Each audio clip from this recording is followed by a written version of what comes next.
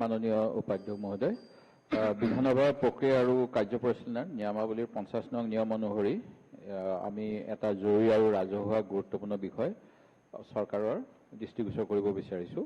অসম চৰকাৰে গ্ৰহণ কৰা মাতৃভাষা সংক্ৰান্তীয় মাধ্যমৰ সিদ্ধান্তই আমাৰ অসমৰ জাতীয় জীৱনত বিৰূপ প্ৰভাৱ পেলাইছে।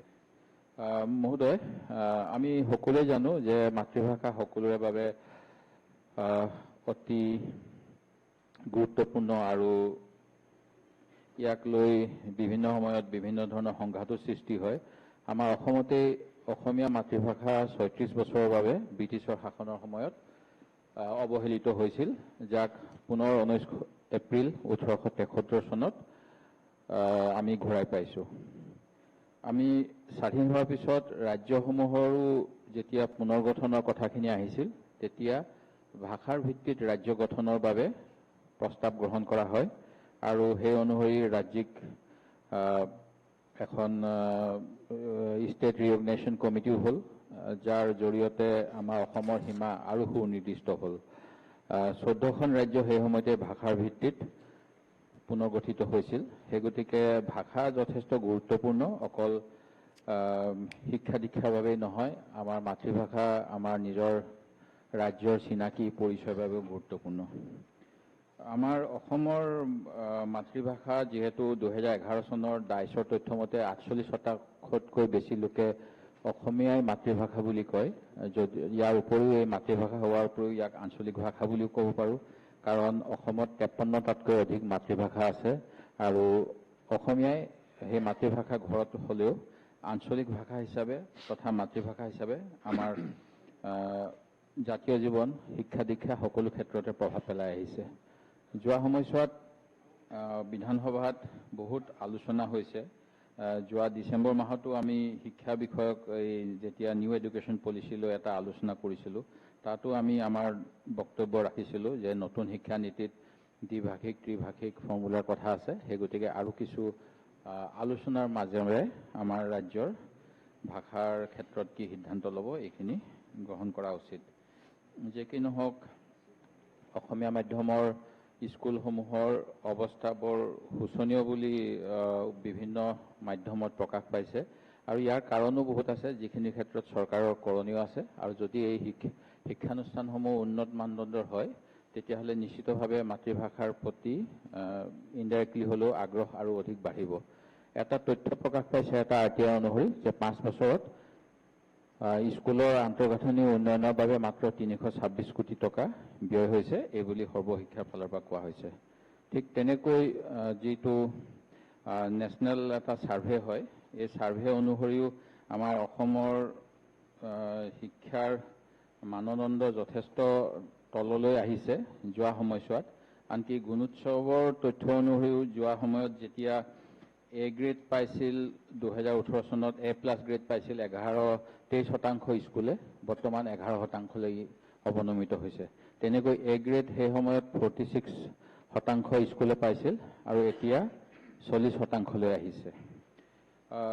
এটা কেন্দ্ৰ চৰকাৰৰ অন্য এটা তথ্য অনুসৰিয়ে বহু বিদ্যালয়ত বিজ্ঞান শিক্ষক নাই, লাইট নাই, ফেন নাই, বা যিটো ৰাষ্ট্ৰীয় শৈক্ষিক গৱেষণা আৰু প্ৰশিক্ষণ পৰিষদে প্ৰকাশ কৰা তথ্য অনুসৰি আমাৰ ৰাজ্যত 39,277জন অপ্ৰশিক্ষণপ্ৰাপ্ত শিক্ষক আছে। ৰাজ্যখনৰ 25% মাধ্যমিক বিদ্যালয়ত বিষয় অনুপাতে শিক্ষকৰ অভাৱ আৰু আধাতে শিক্ষা এৰি দিয়া ছাত্ৰ ছাত্ৰীৰ সংখ্যাও দেশৰ ভিতৰত সৰ্বাধিক। প্ৰায় 30% ছাত্ৰ ছাত্ৰীয়ে মাধ্যমিকতে আধাতে বিদ্যালয় ত্যাগ কৰিছে যোৱা বৰ্ষত। এই সমূহ তথ্যৰ বাবেও আমি কেনেধৰণে শিক্ষাৰ দিশটো আগুৱাই নিব লাগে সেই কথাখিনি চিন্তা কৰা দৰকাৰ। ইয়াৰ মাজতেই চৰকাৰৰ ফালৰ পৰা এটা ঘোষণা আহিলে যে 3য় শ্ৰেণীৰ পৰাই বিজ্ঞান আৰু অংক ইংৰাজী মাধ্যমতো পঢ়ুৱা হ'ব। এই ক্ষেত্ৰত ৰাষ্ট্ৰীয় শিক্ষা নীতিয়ে নিৰ্দেশনা দিছিল য'ত সম্ভৱ হয় কমেও 5ম শ্ৰেণীলৈকে শিক্ষাৰ মাধ্যম, বিশেষকৈ 8ম শ্ৰেণী আৰু তাৰ পিছলৈকে ৰাজহুৱা আৰু ব্যক্তিগত বিদ্যালয়ৰ বাবে গৃহভাষা, মাতৃভাষা বা স্থানীয় অথবা আঞ্চলিক ভাষা হ'ব লাগে। সংবিধানৰ অনুচ্ছেদ 350তো কোৱা হৈছে প্ৰতিখন ৰাজ্য আৰু স্থানীয় কৰ্তৃপক্ষই ভাষিক সকলো দিশৰ শিশুসকলক শিক্ষাৰ প্ৰাথমিক পৰ্যায়ত মাতৃভাষাত নিৰ্দেশনাৰ বাবে পৰ্যাপ্ত সুবিধা দিব লাগে। শিক্ষাৰ অধিকাৰ আইন 2000 অধীনতো কোৱা হৈছিল 2009 অধীনত যে বিদ্যালয়ত শিক্ষা মাধ্যম হ'ব লাগে শিশুটিৰ ভাষা মাতৃভাষা।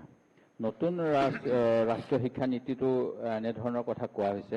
আমাৰ মাননীয় মুখ্যমন্ত্ৰী মহোদয় যোৱা 18 জুলাই তাৰিখে কৈছিল যে ক্লাছ 6ৰ পৰা সায়েন্স আৰু মেথছ ইংৰাজী মাধ্যমত হ'ব।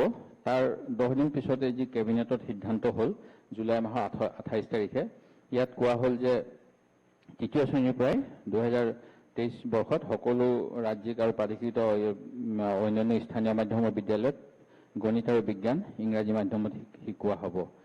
এতিয়া এই যদি এনেধৰণৰ হয় তেতিয়াহ'লে আমাৰ যিবিলাকে ইতিমধ্যে পঢ়ি আছে আৰু যিসকলে পঢ়াই আছে তেওঁলোকে এই কথাবিলাক কিমান গ্ৰেপছ কৰিব পাৰিব ইংৰাজী ভাষাত, এইটো এটা চিন্তনীয়। এই ক্ষেত্ৰত মই আমাৰ অসমৰ উচ্চতৰ শিক্ষাৰ অনুষ্ঠানবিলাকে তেনেকুৱা কোনো ছাৰ্ভে কৰা দেখা নাছিলোঁ, কিন্তু গম পাইছিলোঁ যে মালয়েছিয়াত মুখ্য ভাষা মুঠ ভাষা 137টা, তাৰ জনসংখ্যা 3.24 কোটি।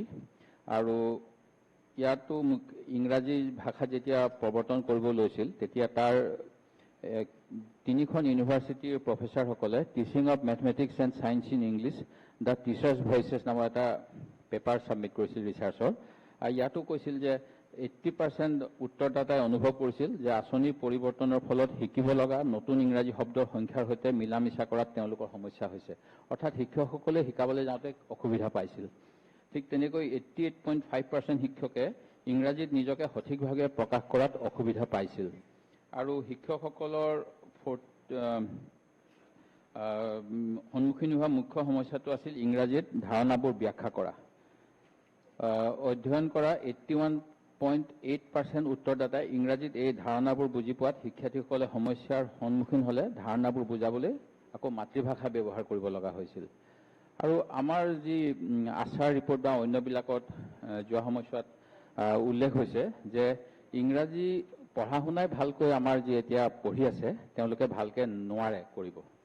আৰু তেনে ক্ষেত্ৰত যদি দুটা বিষয় জাপি দিয়া হয়, সেই বিষয়কেইটা জাপি দিলে যে আৰু অধিক অসুবিধা হ'ব সেই কথাটো নিশ্চিত। ঠিক তেনেকৈ একাডেমি অফ লেংগুৱেজ ষ্টাডিজ মালয়েছিয়াৰ teachers perspective of using English as a medium of instruction in mathematics and science subjects বুলি এটা অন্য ছাৰ্ভে আছিল। ইয়াতো কৈছিল যে গণিত আৰু ইংৰাজী বিষয়ত শিক্ষা মাধ্যম হিচাপে লোৱাৰ ফলত প্ৰশিক্ষাৰ্থীসকলৰ যথেষ্ট অসুবিধা হৈছে। একে কথা হংকঙৰ, তাতো মূল ভাষা 4টা আছে, কেণ্টানিজ, মাণ্ডাৰিন, চীনা, ইংৰাজী। মুঠতে 27টা, মূল ভাষা 4টা, জনসংখ্যা 75 লাখ। আৰু ইয়াতো যেতিয়া ইংৰাজীত এইবিলাক মাধ্যম কৰিব গৈছিল তেতিয়া তেওঁলোকে অসুবিধা পোৱাৰ কথা দুখন ইউনিভাৰ্চিটিৰ ৰিচাৰ্চত। English medium institutes students might experience greater learning problem in science than in other subjects, probably because science learning involves abstract thinking and the mastery of scientific terminology, which makes a high demand on language proficiency. সেই গতিকে এইকেইটা ভাষাত তেওঁলোকৰ আৰু ছাবজেক্টটোৰ ওপৰত আয়ত্ব আনিবলৈ অসুবিধা হ'ব বুলি বিভিন্ন ষ্টাডিত কৈছে। আমাৰো প্ৰধান ৰাষ্ট্ৰপতি একালৰ আব্দুল কালাম ডাঙৰীয়াইও কৈছিল যে মাতৃভাষাতহে এইবিলাক বিষয়ত পাঠদান হ'ব লাগে। এপিজে কালাম ডাঙৰীয়াৰ মতে বিজ্ঞানসন্মত শিক্ষাৰ প্ৰয়োজনীয়তাৰ ওপৰত ভাষণ দিওঁতে কৈছিল যে নতুন ভাষা কেতিয়াও শিক্ষাদানৰ আধাৰ হ'ব নোৱাৰে। ইংৰাজীটো তেওঁলোকৰ বাবে এটা থাৰ্ড লেংগুৱেজ হ'ব পাৰে, যিহেতু মাতৃভাষা আছে, অসমীয়া হয় মাতৃভাষা নহয় আঞ্চলিক ভাষা। সেই গতিকে তৃতীয় ভাষাটোত বিজ্ঞানক শিকিবলৈ আৰু বুজিবলৈ এজন ছাত্ৰই তাক প্ৰথমে নিজৰ মাতৃভাষাত বুজি ল'ব লাগিব। ঠিক তেনেকৈ ডক্টৰ সৰ্বপল্লী ৰাধাকৃষ্ণনেও কৈছিল যে শিশুৱে প্ৰথম আৰু সহজে বুজি পোৱা ভাষাত শিক্ষাদান কৰাৰ পোষকতা কৰিছিল। সেই গতিকে এই গোটেইখিনি তথ্যৰ ভিত্তিত আমি চৰকাৰে যেনেধৰণে এতিয়া তৃতীয় শ্ৰেণীৰ পৰা যিখিনি মানে বিভাগীয়ভাৱে যিখিনি তৎপৰতা লৈ সাজু হ'ব লাগে যে ইংৰাজী বিষয়ত পাঠদান কৰিবলৈ, সেইখিনি নথকা অৱস্থাতেই এনেধৰণে তৃতীয় শ্ৰেণীৰ পৰা দি দিলে আধাতে শিক্ষানুষ্ঠান এৰা ছাত্ৰ ছাত্ৰীৰ সংখ্যা ভাৰতৰ ভিতৰত যেনেকৈ বৰ্তমান 30% সৰ্বাধিক হৈছে, সেইটো আৰু বৃদ্ধি হ'ব পাৰে আগন্তুক সময়ত।